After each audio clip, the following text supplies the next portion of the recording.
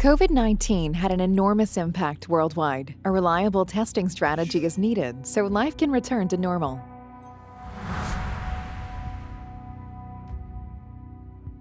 Detecting the presence of viral RNA in body fluid gives a snapshot of a person's current infection status.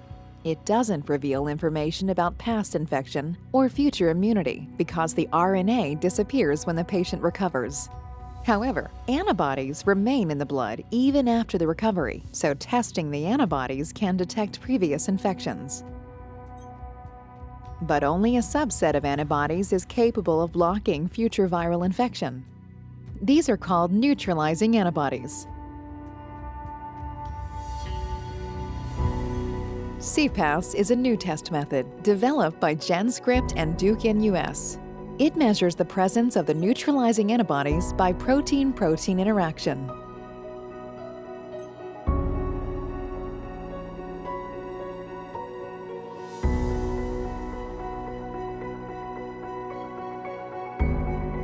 cPass will help to assess the potential immunity against SARS-CoV-2.